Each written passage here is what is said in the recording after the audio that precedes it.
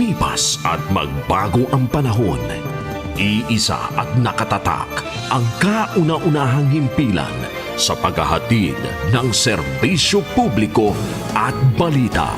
Ito ang Radio Mindanao Networks. Higit 6 na dekada sa paglilingkod sa masang Pilipino. Sa Metro Manila, ito ang DZXL 558 Radyo Trabaho, ang inyong gabay sa hanap buhay. Buong puwersa ng mga radyoman. Kasama mo sa palasyo ng Malacanang. Buong bansa. Live tayo, Luzon, Visayas, Mindanao. RMN News Nationwide. Mabuhay Pilipinas, mga kasama, hapon po tayo ngayon ng Martes. Kami pong inyong mga Radyoman Rod Marcelino. June 23, 2020, ako pong inyong Radyoman, Jenny Pahilanga. Live po tayo sa iba't ibang RMN station sa buong bansa. Kasama pong ating mga Radyoman, live din sa WRMN New York, USA. At sa Facebook, RMN News. Headlines. RMN News Nationwide. Critical care facilities ng Cebu nasa warning zone dahil sa pagtaas ng kaso ng COVID-19. Bilang ng COVID-19 cases sa bansa, mahigit 31,000 na. 1,150 record high na mga nagpositibo sa virus na itala ngayong araw. 43% mga kasama ng mga Pilipino nakikitang lalala pa ang kanilang buhay sa susunod na 2 buwan. Grupo ng mga manggagawa muling nanawagan sa pamahalaan na ibasura ang anti-terrorism bill. Hindi po makatarungan na sa kabila ng pandemya ay magpapasa pa ng anti-terror law. At Korte Suprema, mga kasama, ibinasura ang co-warranty petition laban sa ABS-CBN Network. Balitang tatak Rmn sa Cebu City, IATF officials nasa lungsod ngayon para i-assess at tumulong sa COVID response. Balitang ibayong dagat naman, EU, may babala sa China kaugnay sa panghihimasok nito sa Hong Kong. Balitang sports, pagdaraos ng kampyonato ng NCAA Season 95, sinuspinde. At sa showbiz, sabay kasalang Angel Locsin at Neil Arce, posible raw ma-postpone. Weather Update. RMN News Nationwide. Mga kasama, bintahid po sa paggawa ng do-it-yourself air conditioner habang magiging maalinsangan ang panahon sa Mindanao dahil sa easterlies. Radyoman Rod, mga kasama, gawing extra special naman ang hapunan sa pagkain ng putsyerong Bisaya habang maganda ang panahon sa Visayas, maliban na lamang sa mga localized thunderstorm. Ihain naman po ang mango graham cake sa panghimagas na perfect sa mainit na panahon sa Luzon, kung saan posible po maglalaro sa 27 hanggang 35 degrees Celsius ang temperatura. Samantala, lulubog ang haring araw sa Metro Manila mamayang alas 6:28 ng gabi at sisikat naman bukas ng alas 5:29 ng umaga. Bayanihan laban sa COVID-19. RMN News Nationwide. Special coverage. Umabot na po sa warning zone ang paggamit ng critical care facilities gaya ng mga hospital bed sa Cebu City kasunod ng pagtaas ng kaso ng COVID-19 doon. Ayon sa Department of Health, Department of Health Undersecretary Maria Rosario Berhire, bagamat wala pa sa 70% o critical level ang Cebu City, nasa warning zone naman ang kanilang critical care utilization. Aniya na itala nitong Hunyo 21 ang 13% mula sa 19,718 community isolation beds ang nagagamit sa Cebu City, habang 58% naman ng 1,533 hospital beds ang okupado. Mahigit kalahati naman o 56% ng intensive care unit beds ang okupado po sa syudad, habang 37% ng mechanical ventilators ang ginagamit. Sinabi naman ni Presidential Spokesperson Secretary Harry Roque na tila naging overconfident at complacent ang mga Cebuano, kaya't sumipa sa 4,000 ang kaso ng COVID-19 sa syudad. Ang sabi po ng Presidente, and quoting the President, naging overconfident po ang mga Cebuano, no? Payo ng kalihim sa mga Cebuano, magtiis muna, manatili sa tahanan kung hindi naman importante at esensyal ang lakad para hindi na kumalat pa ang virus. Muling nilinaw ng otoridad ang mga panuntunan sa paglalagay na ngayon pong karamihan sa mga lugar sa bansa ay nasa ilalim o paglalakbay. Ngayong karamihan sa mga lugar sa bansa ay nasa ilalim ng General Community Quarantine at Modified GCQ. Sa interview ng Rmn Manila kay Joint Task Force COVID Shield Commander Police, Lieutenant General Guillermo Eliazar, naglabas sila ng nationwide travel protocol flowchart na nakapaskil sa lahat ng police station sa bansa upang magabayan ng mga ang publiko sakaling nais nilang maglakbay sa ibang lugar. Ayon kay Eliazar, patay sa flowchart ang isang tao na nasa loob ng Metro Manila at pupunta sa ibang lugar sa loob lang din ng National Capital Region ay hindi na kinakailangan ng travel permit, bagkos ay company ID at Certificate of Employment na lang ang kinakailangan. Habang ang mga authorized person outside residence na work-related ang pupuntahan sa labas ng Metro Manila o sa ibang lugar ay company ID at Certificate of Employment lamang po ang kailangan at hindi na ang Travel Authority. Ninilaw din ni Eliazar na ang Travel Authority ay para lamang sa mga locally stranded individuals at emergency travelers. Dito kasi sa flowchart na ito, makikita natin na saan ba ako pupunta? And then sundin mo lang yung mga tanungan na yes or no. At darating yun doon, ano ba ang kailangan mong mga dokumento? Kasi nga, itong travel authority basically, para lamang ito dun sa LSI or emergency travelers na hindi apor yung mga yon na gustong lumabas nung area mo. So this is actually simplified flowchart para sundan ng ating mga kabayan at magsisilbing guide din sa ating mga pulis para ano ba ang hanapin ng dokumento sa lahat ng pagkakataon. Ang mga nasa Cebu City ay nasa ilalim ng Enhanced Community Quarantine at Talisay City na nasa Modified ECQ ay may mga kinakailangang pag-requirements bukod sa Travel Authority. Ang Department of Health wala pang balag magpapadala o magpadala ng medical frontliners sa Cebu. Kasama mo sa balita live via Zoom. Radyoman Report. Radyoman Joyce Adra. Joyce. Pinaigting pa ng Department of Health, pinaigting pa ng Department of Health ang pakikipag-ugnayan sa Cebu LGU sa harap ng patuloy pagtaas ng kaso ng COVID-19 doon. Sa kabila nito, inahayag ni Health Secretary Francisco Duque III na wala pang pangailangan para magpadala ang DOH sa Cebu ng mga doktor at nurses mula sa Maynila. Anya sa naman ang kakayahan ng DOH Region 7 hawak ng COVID cases sa Cebu. Samantala, pinabulaanan ng Department of Health ang kumalat sa email na namamahagi sila ng libreng DOH testing machines, face mask at ventilators sa mga negosyante. Sa usapin ng COVID-19 testing, nilinaw ng DOH na pinag-aaralan na ng COVID-19 Laboratory Expert Panel o CLEP ang full testing para ma-maximize ang kapasidad ng mga laboratory. Ayon sa DOH, sa ngayon, sinasalang muna sa ethics review bago simulan ang pilot study ng food testing sa RITM. Kasama mo sa DCXL Manila, Radyoman Joyce Fernandez Adra, Tapak RN. Samantala, pumalo na sa 31,825 ang bilang ng COVID-19 cases sa bansa ay kay Health Undersecretary Maria Rosario Vergere. Ito'y matapos maitala ngayong araw ang record high na 1,150 na mga bagong kaso. 789 rito ang mga fresh cases habang 361 ay late cases. Siyam naman po ang nadagdag sa mga nasawi na umabot na sa 1,186 habang 299 na pasyente naman ang naitalang nakarecover sa sakit na may kabuang 8,442 recoveries. Meron po tayong 789 fresh cases na nadagdag sa ating talaan, kung saan 288 ay galing sa Region 7, 207 ay galing naman sa National Capital Region at 294 ay mula sa iba't ibang rehiyon ng ating bansa. Para naman po sa late cases, nakapagtala tayo ng 361 cases na ang mga resulta ay lumabas mahigit 3 araw na ang nakalipas. Samantala, sumampa pa sa 8,324 ang mga Filipino sa abroad na tinamaan ng COVID-19. Nasa 5,057 naman ang gumaling na nakahawang sakit habang 508 ang nasawi sa virus.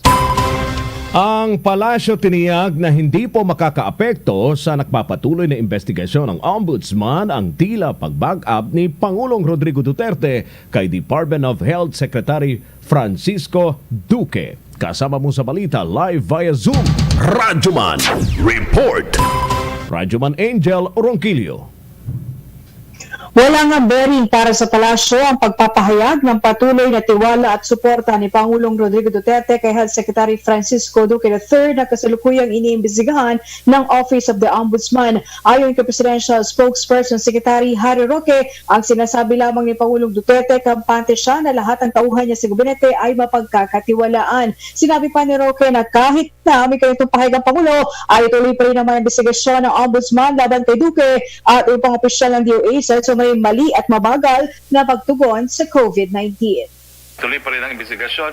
Kaya nga sabi po ni Presidente, with all due respects to Ombudsman Martires, no, alam po niya na independyente at constitutional office ang Ombudsman at hindi po niya hinahadlangan ang investigasyon nito. Ang sinasabi lang niya, kampante siya na lahat ng tauhan niya sa gabinete ay mapagkakatiwalaan. Kasunod dito, nagpahayag din ng tiwala si Roque kay Ombudsman Samuel Martires at sinabing qualified dito sa pagkakasal ng investigasyon. Paliwanag ng kalihim, isang criminal lawyer, dating Regional Trial Court Judge, naging Court of Appeals Justice at Associate Justice ng kataas-taasang hukuman, itong si Ombudsman Martires kung kaya't hindi ito matitinag. Igin pa ni Roque, kabisado ni Ombudsman Martires ang pasikot-sikot ng batas kung kaya't sisilipin ito kung may naging paglabag si Duque at yung pang opisyal ng DOH sa anti-graft law, kung hindi naman ay ang Salonga Law on the Code of Conduct of Public Officers. Magugunitang makailang beses nang nakaladkad sa kontrobersiya itong si Duque, pero nanatiling nasa kanya ang trust at confidence ni Pangulong Rodrigo Duterte. Kasama mo sa DZXL Manila, Radyoman Angel Ronquillo, Tatak, Rmn. Bayanihan laban sa COVID-19. RMN News Nationwide. Special coverage. Mahigit 12,000 naman samples ang natitest sa bansa po kada araw para sa COVID-19. Ay kay Health Undersecretary Maria Rosario Vergere, nasa 12,400 samples mula sa suspected COVID-19 cases ang natitest po ng mga laboratorio sa bansa. Pero nagbabago-bago pa niya kung saan noong June 21 ay nakapag-test na ng 10,967 ang bansa na mas mababa sa 7-day average. Habang noong June 17 naman ay naabot na ng bansa ang pinakamataas na test sa 16,000. Una ng target ng gobyerno ang 8,000 tests na nagawa sa bansa kada araw pagdating ng April 30 Pero kahit na bigong makamit ito, itinaas pa ang goal sa 30,000 tests nitong May 31. Samantala, sinabi din ni Vergere na pagdating ng ikalawa o ikatatlong linggo ng Hulyo ay maumpisahan na ang clinical trials para sa Avigan. Anya, hinihintay na lamang ng DOH ang approval at clearance mula sa Ethics Committee at Regulatory Clearance ng Food and Drug Authority. Ang Avigan ay isang antiviral medication sa COVID-19 na mula sa Japan kung saan nagamit ito sa severe COVID-19 patients sa China.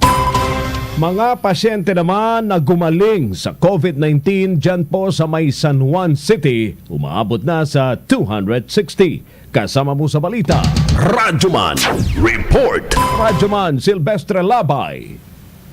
Umakyat na sa 269 na pasyente na tinatamaan ng coronavirus disease o COVID-19 ang gumaling na, kung saan 45 ang nasawi at 25 na lang ang active cases ng COVID-19 sa San Juan. Ayon kay San Juan City Mayor Francis Zamora, maigpit ang kanilang pagpapatupad ng social distancing sa lahat ng mga barangay ng lungsod upang matiyak na hindi na madagdagan pa ang bilang ng mga nahawaan at namamatay dahil sa COVID-19. Paliwanag pa ng alkalde, bukod sa pagpapaalala sa lahat ng mga residente ng San Juan na palagian maghugas ng kamay at ipatupad ang social distancing, ay hindi tumigil sila sa pamamahagi ng mga relief packs kung saan umabot na rin sa 11 with na relief pack distribution ang kanilang ipinamahagi ngayon sa Barangay Kabayanan at Maytuna sa San Juan City. Higit pa ni Mayor Zamora, hindi sila titigil din sa pamamahagi ng mga relief goods hanggat hindi nabibigyan ang lahat ng mga residenteng apektado ng COVID-19. Kasama mo sa DZXL Manila, Radyoman Silvestre Labay, Tatak, RMN. Inaasahan na ng 43% ng mga working age Filipino na lalala ang kanilang buhay sa susunod na 12 buwan batay sa Social Weather Station Survey. Ayon sa Social Weather Stations o SWS, ang naitalang net optimism score ay ang pinakamataas na percentage sa kanilang 37-year history. Sa kabila nito, 24% naman ang nagsasabing mananatili ang kalidad ng kanilang buhay, habang 24% rin ang umaasang bubuti ang kanilang buhay. Nabatid na na-break ng 43% ng mga tinatawag na pessimist ang dating pinakamataas na record na 34% noong March 2005, habang ang 24% na optimist ay 4 na puntos lamang na mas mataas kaysa sa 20% record noong October 2000 and March 2005. Sa isinagawang survey mula May 4 hanggang 10 sa 4,010 working Filipino na nasa edad 15 taong gulang pataas. Sinabi naman ni Presidential Spokesperson Harry Roque na naiintindihan ng palasyo ang sentimiento ng mga Pilipino hinggil sa hirap ng buhay na kanilang pinagdadaanan sa ngayon. Well, yan naman po ay kasagsagan pa rin ng quarantine natin. No? At siyempre po, alam naman natin na dahil nagsara ang ekonomiya, talagang mahihirapan po ang buong bansa, ang buong mundo, hindi lang naman po ang Pilipinas. Dahil kinakailangan lahat tayo bumangon at hindi po madali itong proseso na pagbangon. Naintindihan po natin yan. Sa kabila naman ito, tiniyak ni Roque na hindi naging pabaya ang gobyerno at patuloy na tinutulungan ang mga itinuturing na pinakamahirap na mga Filipino. Samantala mga kasama, muling nanawagan naman ang grupo ng mga manggagawa sa gobyerno na ibasura ang kontrobersyal na anti-terrorism bill na posibleng makaapekto rin sa sektor ng paggawa. Ayon kay nagkaisa Coalition Chairperson at Federation of Free Workers, President Sani Matula, may mga probisyon po ang nasabing panukalang batas na labag sa saligang batas gaya na lamang ng Section 29 o ang detention without judicial warrant of arrest. Hindi anya naniniwala ang mga manggagawa rito na may kapangyarihan ang nasabing bill na tukuyin ang terorista base lamang sa simpleng suspecha. Itong panukalang ito sa Section 29 para bagang pinupukol natin ang ating mga sarili sa bagong martial law. Katulad ng batas militar, ito po ay malinaw at lantarang kapahamakan sa kalayaan ng bawat isang Pilipino. Sinabi naman ni Trade Union Congress of the Philippines Assistant General Secretary Lois Oliva, kailangan ng mga manggagawa ng mga programa para masiguro ang kanilang trabaho at hindi ang katulad ng anti-terror bill. Ang tunay na terror po ay kahirapan. And the true solution to poverty and hunger sa panahon ng COVID-19 is job retention programs, creating decent jobs, promoting green jobs in the face of climate change. Hindi po makatarungan na sa kabila ng pandemya ay magpapasa pa ng anti-terror law. Bonsod nito ay magsasagawa muli ng kilos protesta sa June 30 ang iba't ibang samahan ng mga manggagawa para mas mapalakas ang kanilang panawagan na ibasura ang nasabing panukalang batas.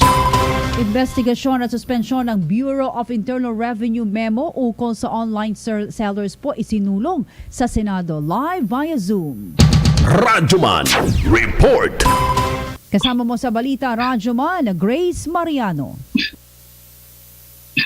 Inihain ngayon ni Senator Risa Hontiveros ang Senate Resolution number 453 na nagsusulong ng investigasyon ng Senado ukol sa inilabas na Revenue Memorandum Circular ng Bureau of Internal Revenue o BIR para sa mga online sellers.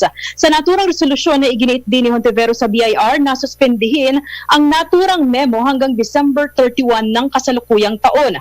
Ang naturang memo ay inaatasan ng BIR ang mga online sellers na magparehistro at magbayad ng buwis habang may krisis dulot ng COVID-19. Katwiran ni Hontiveros, kung hahabulin ng pamahalaan ang mga malalaking digital entrepreneurs, ay dapat siguraduhin na hindi madadamay o mapapahirapan ang maliliit na online sellers na dumidiskarte ng ikabubuhay ngayong may pandemya at milyon-milyon ang nawala ng trabaho. Ipinunto pa ni Hontiveros na malalagay sa panganib na mahawa ng COVID-19 ang mga online sellers na dadagsa sa mga tanggapan ng BIR para magparehistro at magbayad ng buwis. Kasama mo sa DSXL Manila, Radyoman Grace Mariano, Tatak, Rmn.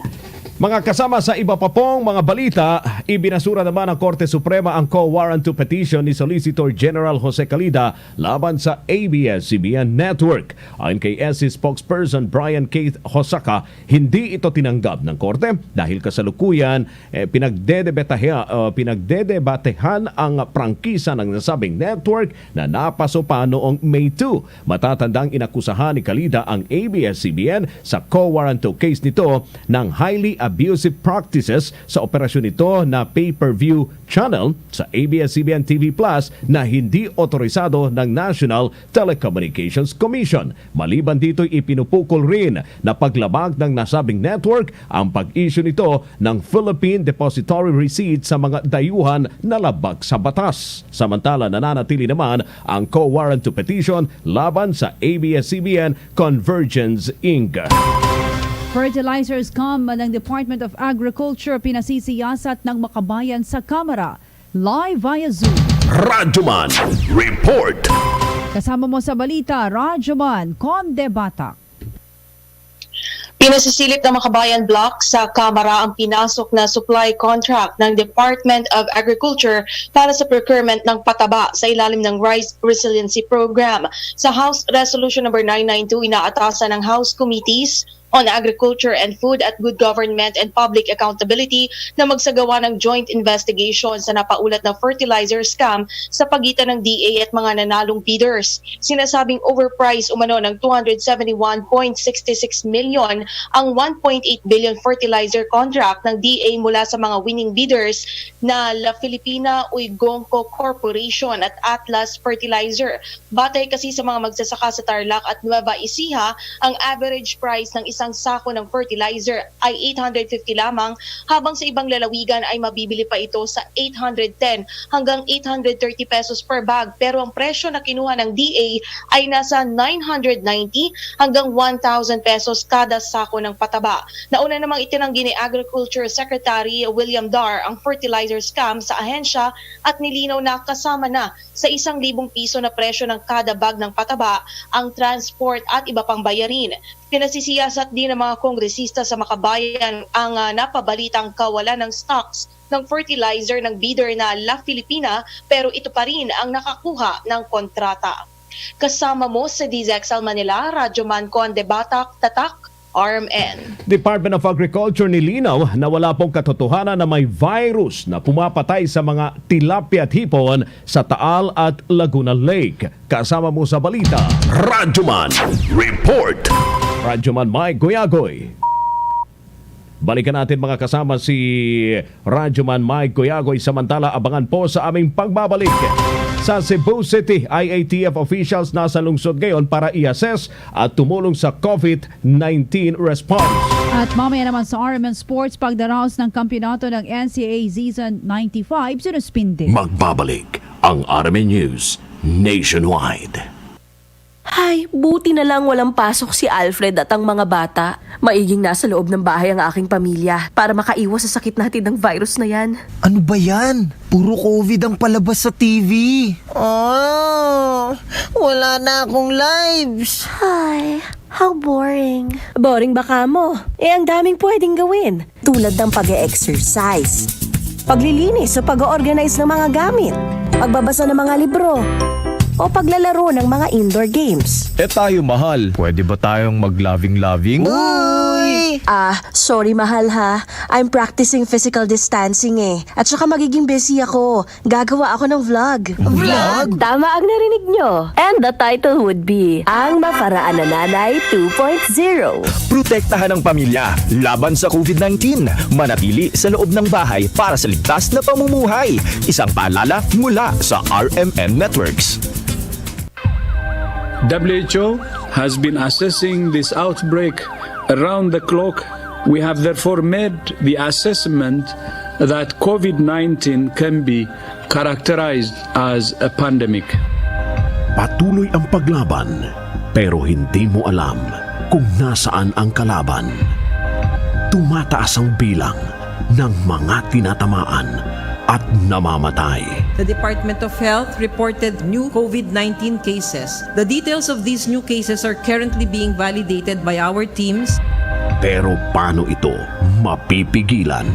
Coronavirus disease ang banta ngayon sa bayan ni Juan. Huwag kayong lumabas muna ng bahay. Maging bayani, labanan ang coronavirus disease. Save your family. Save our country. Stay home. Stay home. A message from Radio Mindanao Network.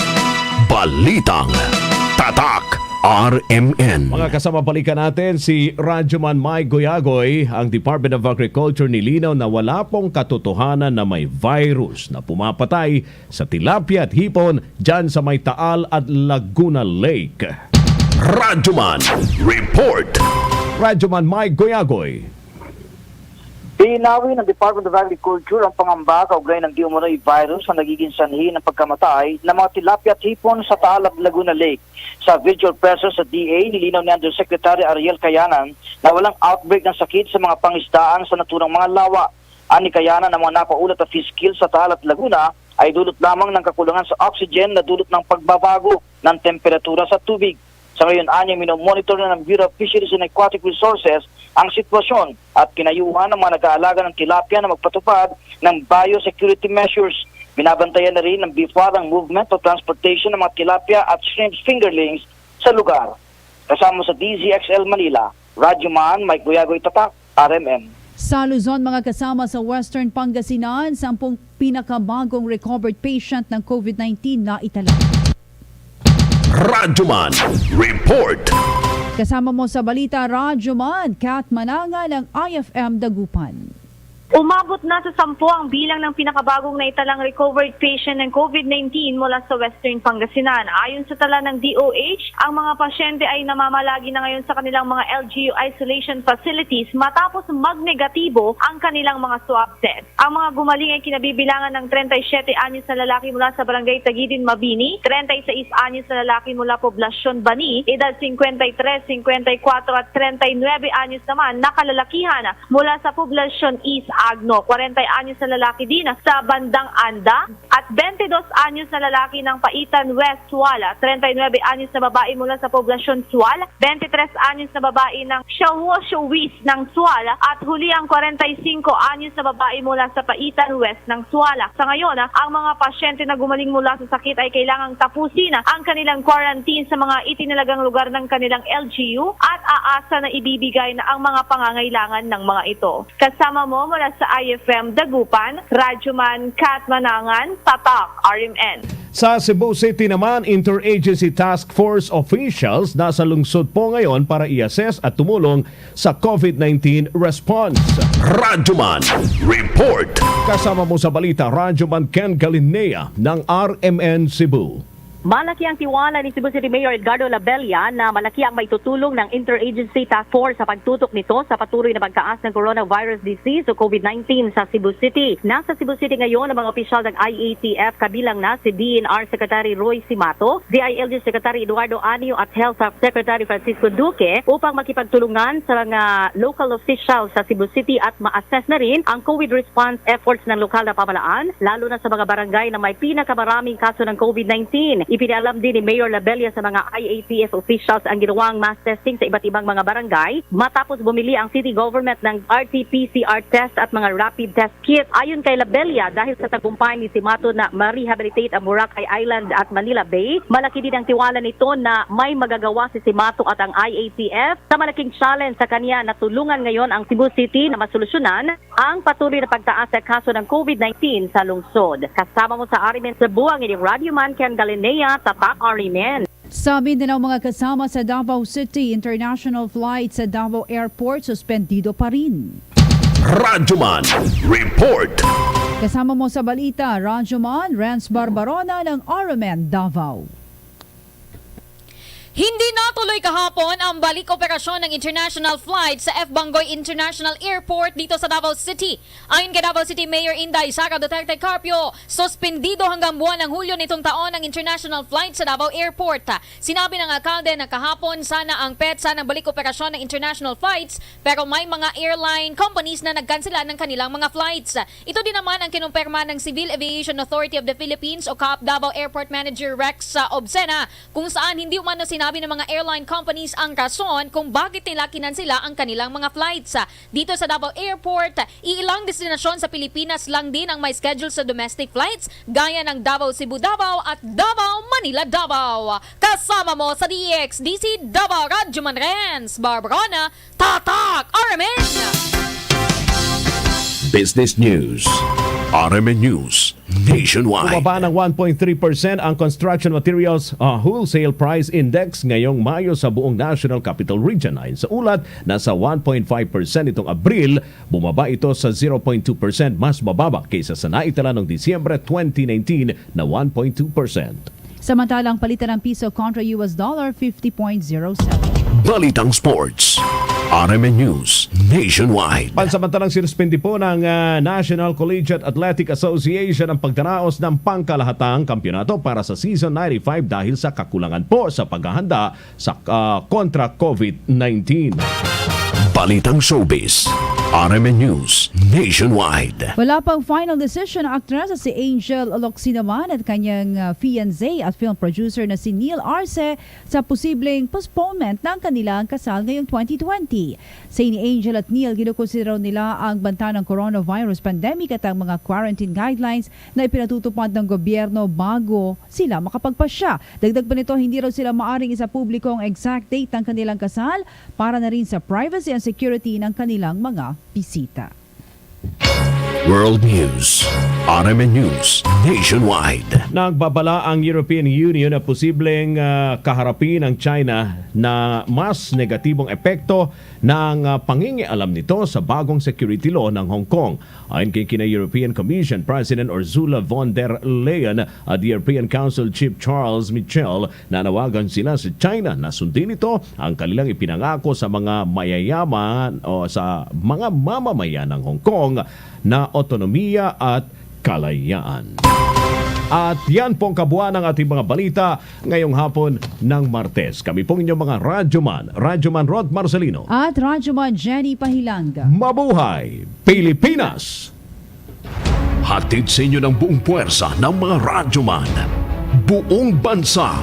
RMN News Nationwide. Ang oras, 2 minuto na makalipas ang ika-6 ng gabi. That time check was brought to you by Promil 4. Nurture the gift in your child with Promil 4.